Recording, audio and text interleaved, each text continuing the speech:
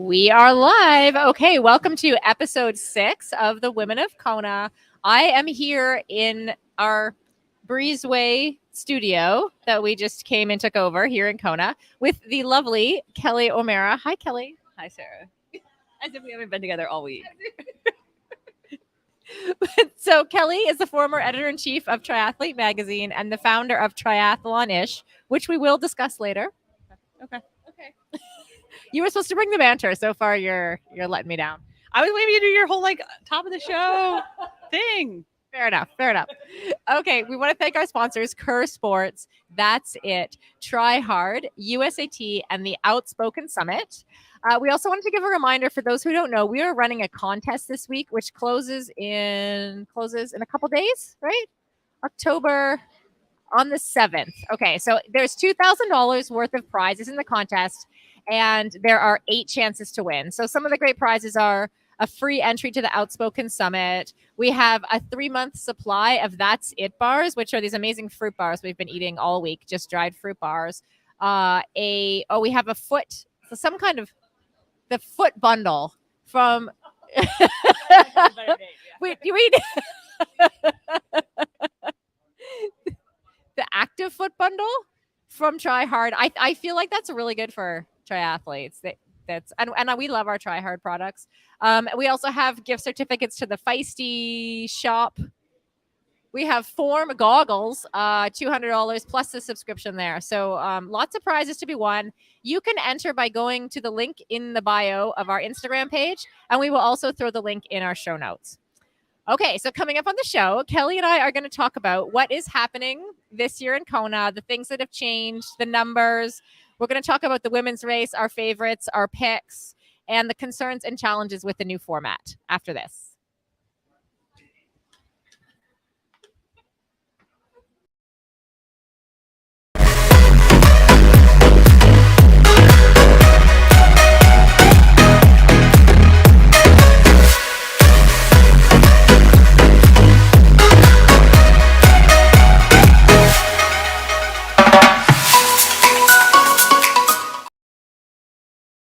Take a minute to talk about hair.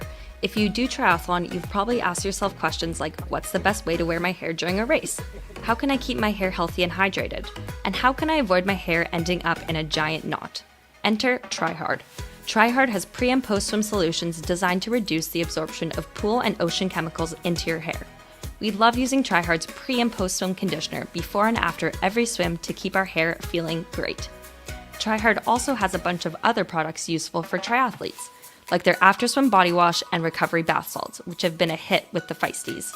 Take care of your hair and skin with Try Hard. Use the code FEISTYKONA for 20% off at tryhard.co. That's FEISTYKONA for 20% off at tryhard.co. You're training hard or working hard, That's It bars are the perfect on-the-go snack. They are made 100% from real fruit, plus they are totally delicious and have been powering our Kona trip so far. It's always tricky to plan your nutrition when you're traveling, so having something simple and delicious to snack on has been a total game changer. That's It has a bunch of other on-the-go snacks as well, with all items containing 6 ingredients or less. And the best part, That's It is giving our listeners a special discount on all their products. Just head over to that'sitfruit.com and use the code KONA25 for 25% off your order. That's 25% off your whole order at that'sitfruit.com with the code KONA25. Tell me. Okay, we're back in. Okay, now that I'm done my intro, Kelly, are you willing to give me some banter? Oh man, now I have to come up with something funny to say. Just right off the top of your head. Now, how's your week been so far in Kona? I've been with you constantly the entire week. Like the whole time. Okay, here's what I'm going to tell you. I'm not asking for myself. I'm asking to entertain. Okay, so you've you've raced. No, I don't know. Now I'm like, I don't know if you've raced here or not. I've raced here 6 times. Well, then there you go. But if you've raced it and you've worked it, then it's actually much more enjoyable doing neither. Doing neither? But you don't consider yourself working? Well, I mean, like I'm working. But working right now this week has been like way more low key than running a magazine. When you're running a magazine, you have to be like, oh my God, how is did Lucy, I'm totally about to make something up and then people thought it was true. But you have to be like, oh my God, what's happening? Who got hit by a car? What are the bike counts? I don't have to do any of that shit right now. So with Triathlete Magazine, when you would come with them, that's what you used to do is like wait for like stories to appear and then chase them around town. No. I mean, you have a plan. You have an editorial plan. And then sometimes though, does the plan go out the window? Like, Because it's a live event. Right. So, but it's like constant. You have to be on race coverage, on news coverage. It's very hectic. It's very stressful. There was this whole chaos with the bike count right now, and they were telling me about it, and I was like, oh, that sounds like a you problem. nice. So it's much more enjoyable this way. Okay, so let's talk about the format that's changed because we've talked about it a lot, but I feel like a lot of people still don't understand really the details of what's changed. So we're having a race here on Thursday. We have 50 female pro slots. Like we have equality in the pro field, more or less. Next year they've promised equal, like a women's only race day on Thursday. But for this year, what has happened? What is changing? What is changing? I have heard a lot of explanations, like on the plane and in coffee shops, of what's Like going by on. random people who don't know. People, yeah. All right, so there's 2 days this year, Thursday and Saturday, and people are like, why aren't they doing back to back? And they're not doing back to back because people finish at like 12:30, 1 a.m. and logistics crew operations won't be done till like 2, and then you have people rolling in the next morning at like 4 or 4:30. Not possible from an operational standpoint to like clear and re-go. So they decided to do it with this 1 day in between. Obviously, we're gonna see how it goes. I think we're all taking a see how it goes approach. We're all holding our breath a little bit. And then they had to do that because they had this backlog of 3 years worth of Kona spots, basically, for the age groupers. And that's what Diana Birch said to us earlier in the week. There's a 3-year backlog. Now, should they have maybe put a pause on Kona spots at some point? Maybe that would have been a good idea. Yeah, because there are technically 5,300 people racing, and for comparison, the biggest race ever here before was like 2,300 on a single day. Wow. So they more than doubled it. Wow. Which is why it feels like a lot. Like if you've been here before, it feels like a lot of people. It does feel like a lot of people. But as we were talking about before the show, like I think I came in worried, like I'm not going to be able to park in town. We're not going to be able to like eat at lunchtime because the restaurants will be overrun. But neither of those things have proven to be true. It's just because the secret parking spots. That's probably also true. Have people been struggling to park? The pool was busier this morning than I've ever seen it. I think it got distinctly more crowded Saturday, Sunday when people flew in this past weekend. And I think it's about to get distinctly more because like people who are spectating and stuff are flying in today. There's a good number of people who are flying in today. Oh, really? Yeah. Wow. Okay. If they have athletes or friends and they're just coming to like watch the race, they're not coming for the industry business schmoozing. They're not? Okay. No. But yeah, actually one year my mom came on the day before. Yeah, I can see that. So that's what's happening. We have 2 days. So Thursday, tomorrow is the race we care about. It's the pro women, all the women. And then because they had this backlog of COVID spots, they needed to kind of even up the days. So there's about the same number of people going in each day. So tomorrow, after all the women, 25-minute break. And then we will have 65 plus age men, 50 to 54, and then the 20 to 24-year-old men who will start at like 7:40 a.m., I think, like over an hour after the pro women. Right. Okay. And is that I mean, that's good, right? Because it ensures, like we talked to Andrew about earlier in the week, like it ensures a woman over the line first. Like, oh God, I hope so, right? Like they're going to make up an hour 10 on the pro women. No, I think there's obviously a lot of like wait and see how this goes and a lot of things. Like if I ran Ironman, it'd be different, right? But I think Ironman did like a really good job. Whoa. We're not letting that slide. Okay. If Kelly O'Mara was the CEO of Ironman, what would you do differently? Would you roll out this 2-day schedule? Yeah, the 2 days great. Yeah, okay. I love the 2 day. Okay, so what would you do differently? I would have put a cap, obviously, on the number of spots at this point. Like I think we all know it should be 1,800 people racing each day. For drafting reasons, for crowding reasons, for like getting the best of the best reasons. 1,800 women, 1,800 men. Yes. Okay, I'm hearing you. So, but then the problem partially was about the slots and having extra slots. So it's like back COVID. So my point is like, given we would do it different. Given COVID, I think they actually did like I get why they did this, right? Like I get why they had to figure out, put some men. And they picked which men's groups based on the size of the group and the timing and to make sure we could give the women like enough room so it doesn't affect their race. And then, now I know there are some 2024 men who are like they're trying to compete for the overall age group title, and so like that's a little weird for them because it's a different day, it's a different court. It's like, what is that? How does that even work? Yeah. But if you're competing for an overall age group title, just upgrade to be a pro. Come on. Yeah. Good point. And actually, I do think you make a good point because, like earlier in the week, Messick said, like, what's going to make or break is whether or not there's complaints afterwards about the traffic, or like we were talking about before the show, whether there's actual like accidents and people get hurt and stuff like that because people can't get to work or get frustrated and drive out onto the course or whatever else. So Thursday is the big question mark day, but man, people are excited for a women's only race. Everyone's. And like, it's going to change the dynamics. Pro women are used to racing around guys. Yeah. Like that's what you learn. You learn how to race that way because that's what you have to do. So it's going to be different. It's going to change like who makes what group. It's going to be like, instead of getting the broadcast where like, they like cut to the men's finish and then we're like, oh yeah, and now Danielle is in the lead. We're going to get all like the women all day. It's a lot of women have been like, I've been waiting for this for like 20 years. Is it safe to say that we're both ex-pros? I don't know. Everyone keeps asking me that. It feels very like. Are you retired? I mean, I quit. Does that like... That counts? And that was a pre-question to my actual question, which is like, do you wish that you could have raced on a women's only day, or have you for the 70.3? I did Placid at a women's only day, but it was one of those weird ones where like one of the faster age group guys actually like crossed first, I think. Oh, we only got like 5-10 minutes or something on them, and so that's weird. Like that's when you're like, oh yeah.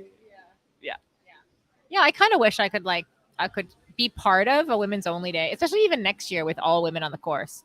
That'd be. I don't wish enough to train for an Ironman, to be clear, but that would be cool. Yeah. So that's what's happening. Like what has happened. What is happening this year? They've gone ahead and committed to the 2-day, Thursday, Saturday next year. And like you said, they committed to one day actually just for women and one day actually just for men. They went ahead and committed to it before waiting to see how this year went. So that's like we'll see how that goes. And then, I mean, we can talk later, whatever, about next year with all women's day. They've kind of like, that means all women age group spots too, all equal, like an equal number of age group women. But they've kind of thrown those random qualifying spots on different races. And so, you used to have, you had to win your age group to qualify. Yeah. And now it's like, you can be 15th. We probably could have found like an in-between. Yeah. Yeah. Okay. Help me understand this, because actually I do not know this, right? I actually do not know this. So there's going to be a ton more spots for the age group women to qualify for next year. How did they just like, how is it that it used to be you had to win and now you can come 15th? Like, is it because it rolls so far, or like how do you qualify? What is happening, Kelly? What is happening? Why did they do it that way? You're like, I don't know, man. I can tell you what I think. No. So what they did, so it's going to be about 2,000 men, about 2,000 women next year, which is a slightly increase for the men and a big increase for the women. Because like it was, I'm trying to do the math here, maybe 700, 800 women historically, usually 1,000. So it's a lot more. Yeah, a lot But more. instead of just doing it with the secret, super proprietary algorithm, the proportionality algorithm, right? The super secret. Instead of just being like, "Hey, let's just use that for men. Like, let's do one for men and do one for women, and just like make it the same algorithm." Right. Instead of doing that way, which I think they didn't want to commit to that.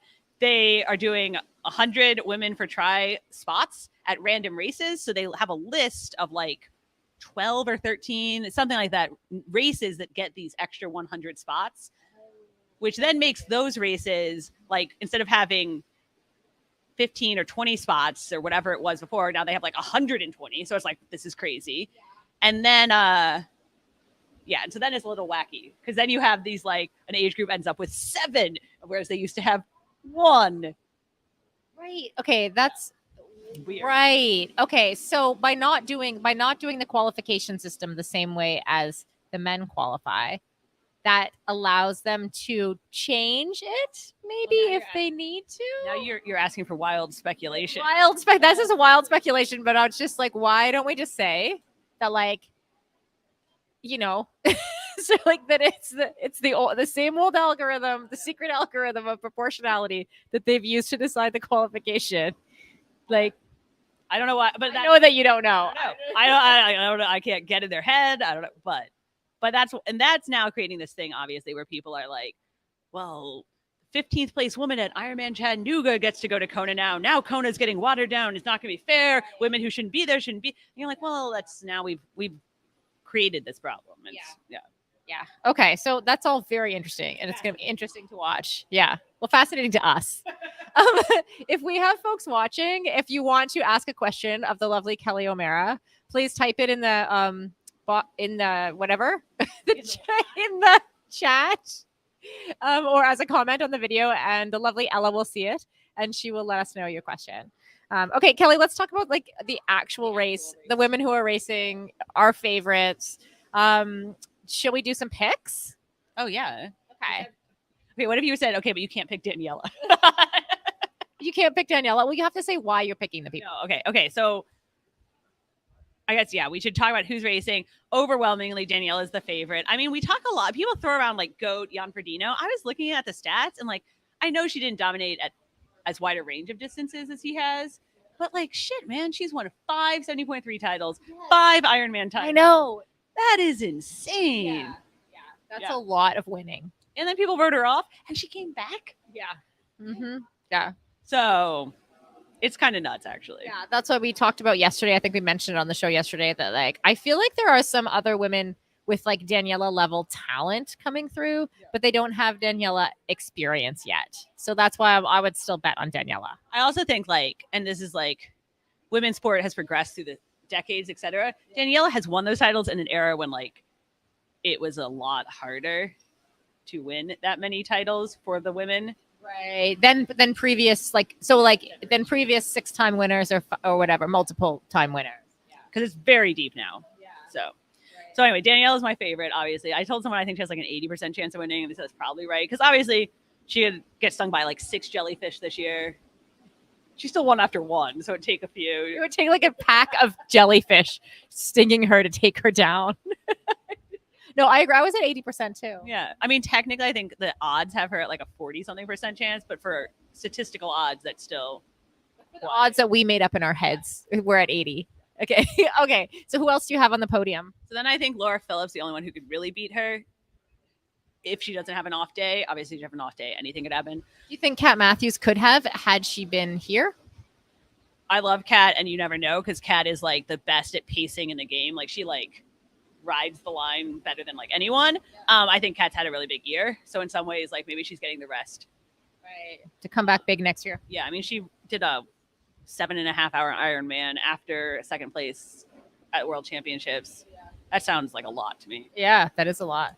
Okay. So you've got Laura Phillip for second. She's going to be running her down, but not quite get her. That's what I think. Okay. I mean, Laura Phillip, like a lot of people like haven't really, because again, we had these 3 years where we didn't have Kona. And so a lot of people kind of are not noticing who's come up necessarily, if that makes sense, in those 3 years. And Laura Phillip is one of those people where like she was 4th the last time we were here in 2019, and it's easy to be like, oh, okay. But since then, I mean, she did an Ironman brand world record that got like overshadowed because it's not like the fastest course ever, whatever. Where was that? Hamburg, Copenhagen. Yeah, she went 8:18. Like that's 8:18. It's legit. Yeah. She's all like one. She's only done 4 Ironman. She's won 3 of them. The one she didn't win was the 4th place here. Like, right. So she's like, and she also got COVID right before St. George. So I think she's like pissed and ready to, you know. Yeah, I like that. Okay, and what about Annie Hogg? Yes, I think she ends up 3rd. Okay, that's my Annie for 3rd, running herself into 3rd. Right. Okay. Yeah. Okay. What about our fave co-host Sarah True? Sarah, she's my wild card. Is she your wild card? Can you name someone who was like a 4th at the Olympic Games and 4th year and like an Ironman, did like a record-breaking Ironman this year? Is that a wild card? I don't know.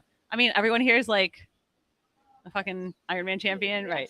She's not been on the podium before, so therefore she's a wild card. Right. Well, I think the thing with Sarah is, again, like 3 years has passed, right? And she'll tell you like she's had a kid, she's in a PhD program, right? Like a lot of different, but she seems fun is fast. She seems like she's having fun. Yeah, I think that could work for Sarah, just like from knowing her. I think that she's I think that she's gonna have a race that she enjoys, basically, and that could mean like a lot of different things. Right. Obviously, you still have to be like, where's Lucy gonna end up? Oh yeah, Lucy. Like, whereas, like, I think Chelsea Zara is my pick for like 5th place, Yeah. and then you have this whole mix of people in like anywhere in there, like Fenella or Sarah Crowley. Like, where are they gonna? They're gonna all be in that little like 4th or 5th or 7th, or Heather Jackson, Sky Munch. Like, they're all in there, and you're like, Yeah. oh yeah, Field is so deep. You're like, oh yeah. Those people, all those people, hype them up. The other thing I'm really noticing is that there's so many more front pack swimmers Yeah, now. I think Like, it's there could be a funny. group of what, like 7 or 10? I think like we're not going to see a Lucy swim away with it necessarily. It's going to be like Lucy, Fenella, Becca Clark, Haley, Lucy, Lauren Brandon. Lauren Brandon. Those 5, I think, come out in front. And then out of that, you have like, I mean, Lucy and Fenella can ride. So maybe Lucy has someone to work with, and like it's gonna, See, so Lucy and Fenella can ride, so they might ride with Daniela. You're just Well- excluding Daniela because like we all know she can. She's ride. not going to be in the front. Oh, she's not going to be in the front pack. Sorry. Keep up, yeah. That My bad. group of 5 gets out. How long do they hold off Daniela? Who works together? Right, and they can hold her off longer if they work together, and there's more of them. And then in St. Starting to pick this up. See, in St. George, Daniela and Kat work together to like just demolish the field, right? On the bike. But now it's like, who's Daniela going to come out with? Is she going to come out with Sky? Is she going to? Then that could work for them. So Okay, and it's looking like the day. I mean, we checked the weather earlier. Oh yes, Ellen. Studio audience has a question. This one is for Kelly O'Mara. How will the weather play in and the winds? I want to know what your thoughts are if it's a windy day, non-windy day. Thank you. You gotta take it. I'll take the mic. okay, so did you guys swim in the? No, you swim at the pool. Yeah, Okay, it's been choppier since the. you can see it right now. Yeah. Since it got stormy yesterday, it's been choppier, and so I'm curious how that's going to affect that front group of swimmers now. If we're going to see like bigger breaks in between people, which then like could, if they get in a group, I think it could really matter. I was actually we were talking on the way here. There was one year where I was swimming in like a little pack, like we were like the 3rd or 4th pack, whatever, 4 of us, and we actually like because we on a real choppy year and because we stayed on course. We overtook like another pack, like a whole pack of other women. We just like overtook them. They were like, I looked at one point, I'm like, what are they doing way over there? And we were just like, just got lucky and stayed on the buoy line. So yeah, it can make a big I think difference. it'll be big gas. And then the thing, like the wind, like I don't think it's going to be that bad windy. I think it's going to be more humid. If you've been looking at the weather, like it may rain, which like could be pleasant on the run, but it holds this humidity. It's going to be more humid than windy. But I think what we'll see is like with those gaps that could open up in the chop and the swim, there now won't be any guys in there. Like it'll be more, those gaps will matter more. Yeah. And so like where there's wind, like it'll break it up even more. Yeah, and even on like a non-windy day, there's often still wind out at Hawaii. Yeah. Okay, well, I'm excited. Well, you can tell us what your picks are. Do I need to have picks? I only have sentimental favorites. Mine are kind of the same as yours. Like I think talking to Chelsea earlier in the week, I think that's a good. Can she be my dark horse? Sure. This is her second Ironman ever. Right. So she can be a dark horse. So I think it's like on the one hand you'd be like second Ironman ever, like you gotta. But I don't know. I think she's been like. I think she knows what she's doing. Yeah. You know. Yeah, I think she does too. She's got the edge. Yeah. She went to Cal with me. It's fine. Yeah. Like you knew her back then? Not well. No. But I'm just saying, like she went to a good school. We're smart. Right. Yeah. You guys are switched on. You know what's up. Yeah, I think my picks are kind of the same as yours. I don't have any like groundbreaking things to add. I maybe would put Lucy. Oh, I don't know if I'd bet against Annie though. I think Annie has like a little bit of something to prove, but so does Lucy. Like there's so many people who have, that's my observation is there's like, it's been a weird 3 years. A lot of people like injured or like just have like that little extra edge of like something they want to show the world. And there's too many of them for me to pick. The problem is you go out there with something to prove and like half the field blows up then, right? Because you're like, I got to go so hard. I got to show them I'm back. You got to be smart and patient. Yeah. And also like, I'm not sure, in recent years, I'm not sure how much the men's race has played into the dynamics on the bike, especially. So because I like wasn't out there myself and I just don't know. So it'll be interesting what if that changes a lot. Think it's like a ton actually. Like I don't actually think it's like a huge difference. Like it was maybe a person here or there. But they also won't have like age group guys catching them, which is like the way the big packs anyway. But my concern with Lucy is that I mean like she's gritty as hell. She will like tough it out. Yeah. But how much running could she have been getting in this build up back from an injury? Yeah. How long has it been that she's been running again ish? I don't know. She's not like You don't know? Well, I don't have a guess. Like my guess is it like 3 years, 3 months? yeah, no, it's a couple months, right? A couple months. But she had to build up. She had to build up slowly, and she was only positive she was doing this race like a month ago. Okay. Really interesting. Last 10 miles of the marathon. Yeah. It's going to be like what happens. It could get ugly. Okay. So I'm just going to go let myself off the hook with the picks. Just to roll with your picks. Okay, let's we were going to talk about who's missing too this year. Well, Lindsay Corbin's missing. Yeah. Kat Matthews is missing, obviously. That's a big one. That's like the biggest one. Yeah. A couple people are missing just because they didn't want to make the like Els Visser said it was too expensive. Oh, wow. Yeah. And then Rinnie's missing, obviously. Yeah. So okay. But we've got a pretty strong start list. We took a picture of the start list earlier. It's like it's amazing to see. Like honestly, I think that it does make the field a little deeper having more. I mean, I think that's like sort of the definition. Yeah. But no, I think it's something that I feel like as the reason I'm saying this is like I feel like as like we were told back then that like those extra 15 women like didn't matter. And like even by some of the pro women themselves, like as if like those extra 15 weren't good enough to be here and didn't substantially make a mark on the race. And I just don't think that's true. Like looking at that list, I'm like, there are a huge number of women who could go top 10 or top 15 now for prize money for top 15. Yeah, apparently you just found out that the pay's deeper. So that's great, everybody. Yeah, I looked. 15th gets $3,000. So 15th gets $3,000. Cover your ticket. It is 48 women starting after the I think there was like 4 didn't check in and people who pulled out earlier. So 48 women starting. Right. Mm-hmm. Unless somebody gets hit by a car today. Let's knock on something. I know, right? I feel like those parts of it like have it like I got hit by a car here. I showed my team earlier like the scene of where I got hit by a car. But I feel like it's people are watching out for each other. Like just watching the way people are driving. I mean, we have seen some athletes acting like losing their minds. I was gonna say, apparently you didn't see the person driving into oncoming traffic to get the good Instagram shot, because I saw that. We saw a lot of that BS. I have also seen people like being really respectful. So I've seen both. Yeah. Cool. Okay, let's take a little break. And Kelly and I are going to come back and talk about a few more concerns and challenges and also her new project. We've all been there.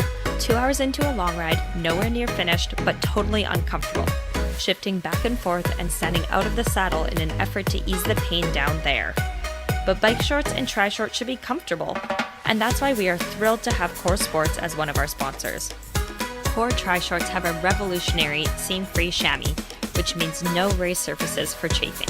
And every stitch of Core's tri-suits, cycling kits, swimsuits, and run clothing is designed with you, the woman endurance athlete, in mind. Yes, you can have it all. Speed and style, performance and comfort, function and fashion. Use the code KONAHOT10 for $10 off at coresports.com.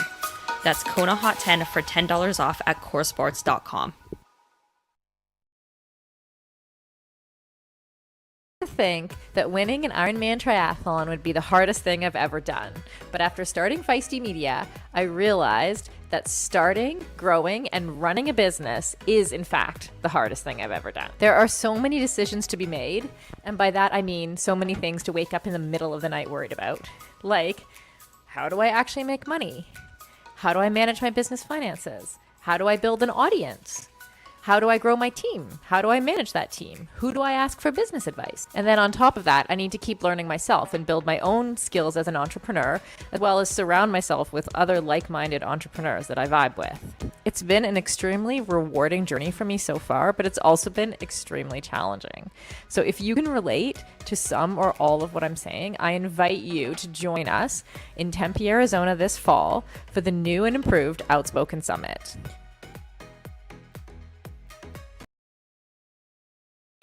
Oh, we're back in? Well, we're just talking Okay. with people. We're just talking, gossiping.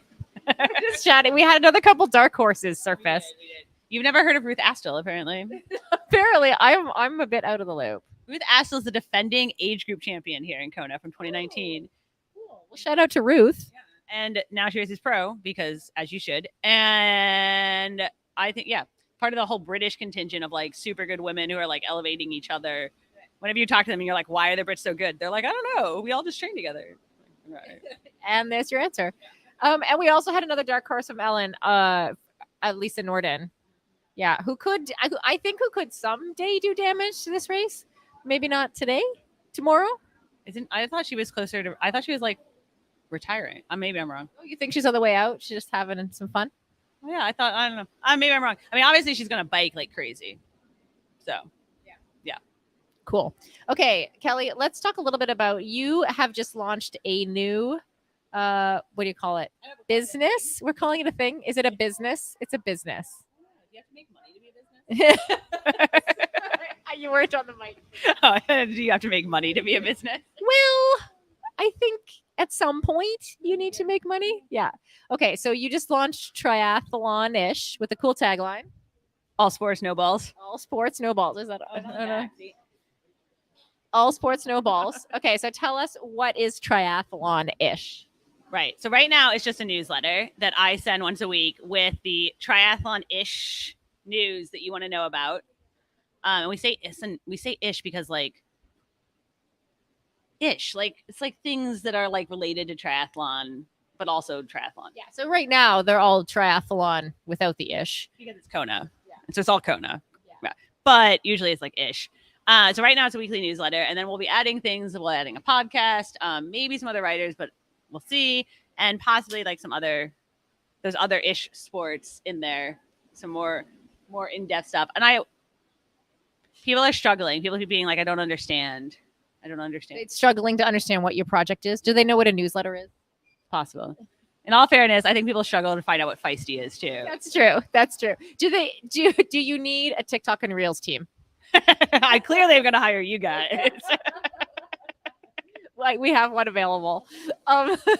So what do you see as, like, you've worked in media for a long time. You've done triathlon media. You were obviously the editor-in-chief of Triathlete. What do you see as missing in the way that we cover the sport? Right. So after I left and quit, I talked to a lot of different people, and I would say like one of the things that we all kind of agree is, at least in the US, we're missing what we would call like mainstream style sports coverage. Like, at least in the US, we have Sports Center to cover football, where they like sit in like this, what we just did for the women's race tomorrow, right? They do that like for we don't really they sit on like bar stools and chat about things. Yeah. And we don't really have that for our sports in the US. Like, it doesn't exist. And in the way that it does exist, in so much as it does exist, it exists as forums, forum dudes, forum trolls. Right. And there's a pretty big gap, generally speaking, in our sports between there's forum dude trolls and then there's like inspirational women content. Yeah. And I'm all for inspirational women content. I will cry with the best of them. But like, I would say, when I've been saying like, we want something for me and my friends, like me and my friends are like, no, man, like we can be assholes too and argue about like who's going to lose and who's going to blow up. And so that's what I feel like is missing, both on like a larger, like the actual analysis and news level, but also the audience level. Like, there's not a place for all of us. Right. Cool. And so that's what you're creating. There's something happened out on the street there. Oh God, I hope nobody got hit. I feel like, is that it? We just witnessed the first Kona accident. There's been cars. But people keep asking me how it's different from you. And I'm like, Sarah doesn't know what's happening in triathlon anymore.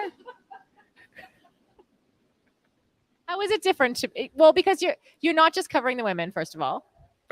Yeah, we're not just covering women. Second of all, it's more like news and analysis. And I feel like you don't do news. Like, you guys are more performance. I do not want to do I do not want to get into the like how to be a faster triathlete business. Like there are plenty of people that do that out there in the world. I don't want to do like training plans. Certainly we may at some point add like, look, like here are the 5 like things you need to know type stuff. But like, I don't want to get into training plans or gear reviews that much because there's plenty of places for that.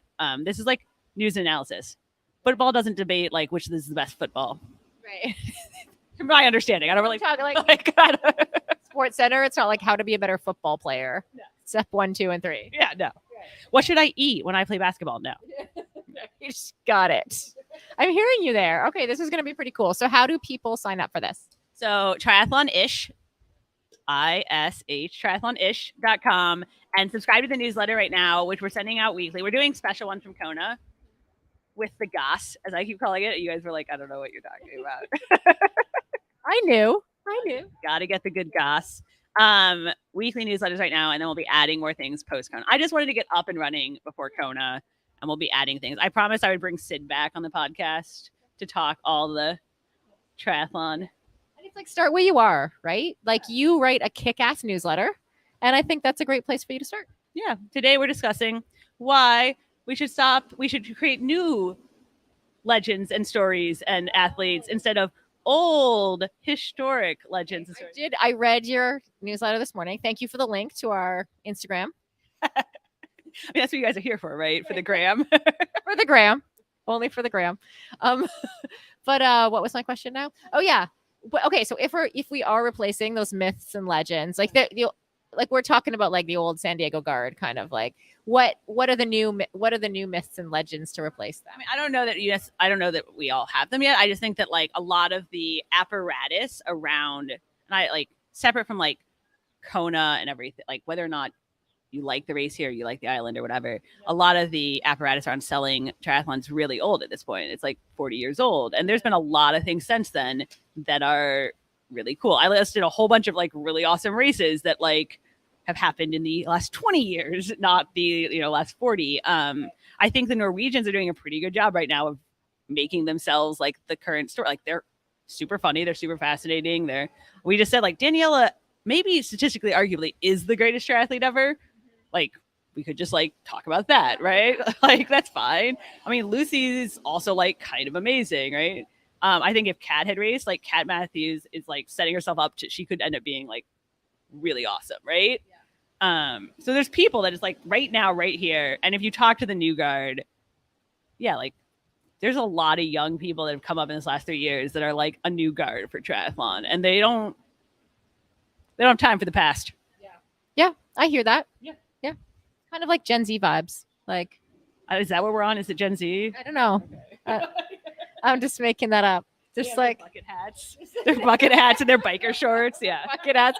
Do you know, like, someone thought I was 20 years old the other day? I was wearing that bucket hat. She dressed like a 20-year-old, all right? I was like, it's the hat. She's like, yeah. But no, I love that. And I'm totally with you. We will put the link in our show notes about how to sign up for Kelly's newsletter and follow everything she is doing. Do you have any final words of wisdom or about anything else? Oh man, I just felt like so much I'm going to ask you the most open-ended question ever. Go. I am legitimately very concerned about tomorrow's race with like the lack of volunteers. It's on a Thursday. People are still working. There's still traffic. They did have to open up a lane of traffic on the course for the first time. Like there's never been a lane of traffic on the Queen K while people are biking. That's happening. Yeah. It's a little more, it's like more, as we established, there's more athletes than there's ever been on a day. It's like ripe. So I'm just like, oh my God, like everyone, please be careful. Please, like you were saying, like keep an eye out for each other, ride heads up. I know in triathlon, we tend to like, and not pay attention, but like we got to get through tomorrow. Totally. Yeah. It happened to me one time actually at an Ironman Canada. A volunteer ushered a car through a stoplight that was on the course straight into me. As I was like, and I actually like, well, not that, that made it sound worse than it was, but like I saw the car coming, I swerved, and then I hit a vehicle that was like waiting. And I was able to get back on my bike and finish, but like, it was weird. Like then after the race, because sometimes you forget something weird happens during the race, and later, like my ring was bent. Like I had a ring that was like, and my finger was all bruised. I'm like, what was that? I was like, oh yeah, I crashed into a car on the course. Yeah. So it can happen anywhere. Oh, it can happen anywhere. And it's not like these things don't happen, but I'm just, everyone, even in the press conference with Daniela, and everybody's like, we're really looking forward to it, but like, let's just see. Let's see how it goes. Yeah. So all the good vibes for tomorrow's Thursday race for safety first for sure. And then the other thing I just want to say to our audience is tomorrow we are actually going to be recording later. So we're not recording at our usual time. And so some of you will be in bed. We're going to record around 7:30 p.m. here in Hawaii. And you'll be able to get that podcast recording on the Iron Women feed when you wake up the next morning so that we can bring you all of the race day updates, everything that we saw and heard first thing on Friday morning. So thank you all for watching and listening, and we'll see you tomorrow. Thanks, Kelly. Was I supposed to say something? Okay, bye.